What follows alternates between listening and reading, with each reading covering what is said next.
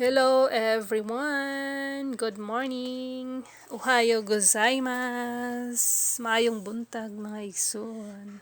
Bon dia! Ang dami ng greetings sina.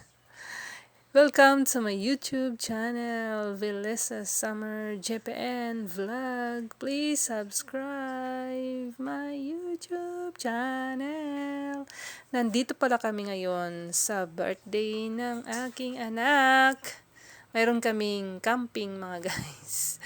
Nag-ano lang kami dito, yakiniko, yung mga nagsugba-sugba ba. Kasama ko yung buong pamilya ko, yung kapatid ko, yung ate ko, tsaka yung mga anak niya. Nandito din yung si Jong, yung kapatid ko, mga anak din niya. Tapos nandito din yan. Basta nandito yung buong pamilya ko, mga guys. Ituturo ko pala sa inyo ngayon yung yung mga bagay na dapat nating ituro sa ating mga anak habang maliliit pa sila, mga guys. But nobody's perfect din naman, mga guys. Kahit naman ako, di ba? Hindi ako perfectong tao.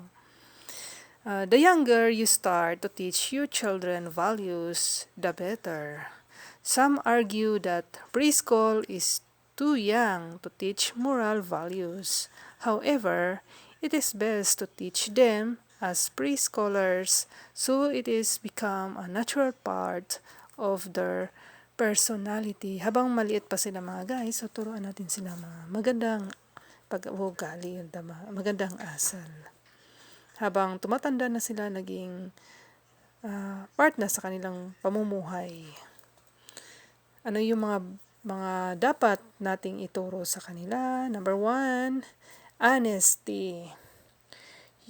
For your children to develop honesty, you must be honest to yourself. Kailangan maging honest ka para gagayahin ng mga anak natin. Ikaw yung dapat nauuna daw ba? Your children are very perceptive and will take from you. Doon sila kukuha ng magandang pag-ugali sa iyo. Like mother, like son, like mother, like, ginagaya tayo ng mga anak natin daw. If they see you're lying, they will understand that lying is okay. Pag alam nilang nagsasalita ka ng hindi mabuti or nagsisinungaling ka, mga guys, gumagaya din yung mga anak natin. If your children lie to you, sit them down and communicate the importance of being honest. Try not to overreact as children become fearful when yelled at each time your children are honest. Tell them how much you appreciate their honesty. Positive reinforcement of good behaviors help the behavior to continue. Explaining the consequences of lying. Ano yung consequences daw ng lying? Explain mo sa kanila, mga guys. They need to know what happened when they lie and what happened if they tell the truth. Doing so will show them what it is always better to tell the truth. Number 2, manners. Having a good manners is another essential value to teach your children.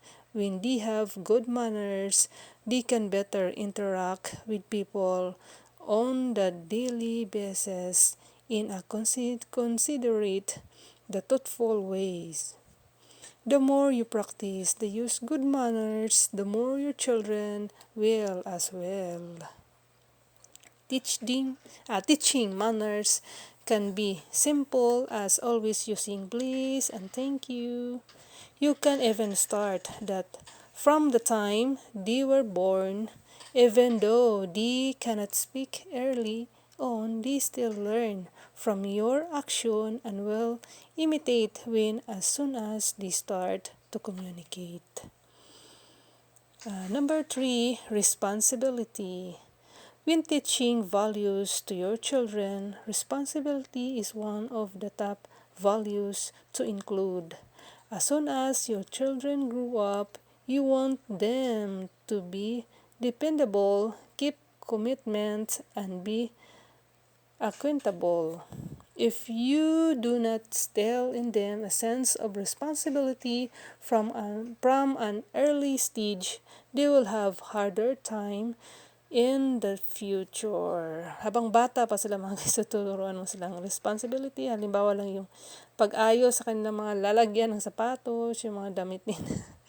Papayos mo sa kanila mga guys. Sila magtupi ng mga damit nila. O halimbawa lang yung pagkatapos kumain, tuturuan mo sila maghugas ng pinggan. Ganyan. Maging responsible sa bahay. The world needs children to be responsible more than ever before. It will help them to find jobs and be successful in schools as well as their adult life.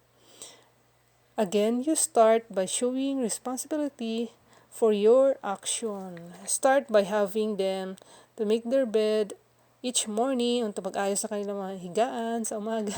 Tuturo natin sa kanila mga guys. Another one is love. You can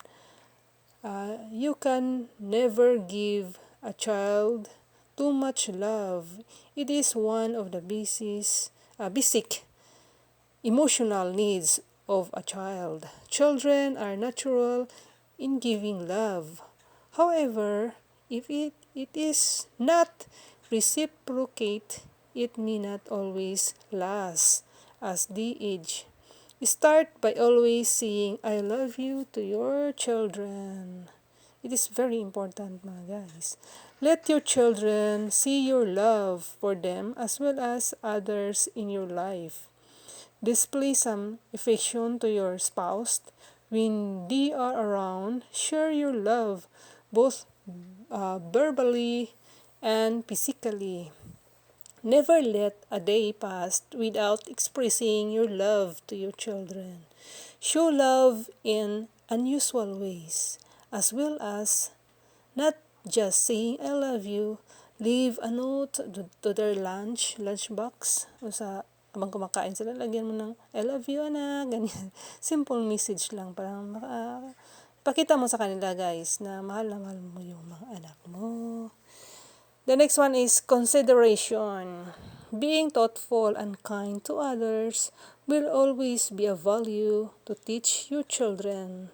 You can brighten someone's day just by being kind.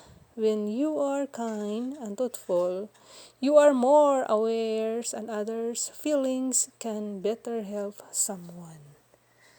Talk about small problems with your children and let them think the ways to overcome it. If someone you know it is sick, halimbawa pag may nagkasakit, ask them what they believe will help them to feel better. Doing this problem-solving situation will help them learn to always be on the lookout to help someone in need. Kailangang tumutulong tayo sa iba. Papaliwanag mo sa kanila, mga guys. Yung simpleng bagay lang. Other one is perseverance. Rewarding your children is a vital part of teaching values. But if you reward them for everything they do, whether they try or not, they will lose their sense of perseverance. Halimbawa lang pag palagi mo silang bigyan ng reward sa mga ginagawa nila mga guys, parang nawala yung perseverance nila. Wag naman palagi lang. Encourage your children to do something challenging. Ituro mo sa kanila kung ano yung mga nakaka-challenge ng mga bagay. Maging perseverance, maging matyaga lang ba sa buhay. Magsusumikap yung tuturo natin sa kanila. Encourage them to try their absolute best. When you praise your children, praise their effort rather than to finish result. This will teach them to try their hardest. Help your kids to overcome something challenging and praise them when they do. Yung naka-challenge sa kanila, guys. Tuturo mo sa kanila maging challenging sa buhay. Para maging, halimbawa lang may mga problema sila, may mga pag-asa. Tuturo mo sa kanila palagi. Number 8, courage. If you do anything challenging for your children, they will have a harder time developing courage. Even though you want to protect your children no matter what, you will not always be there in situations they may need courage.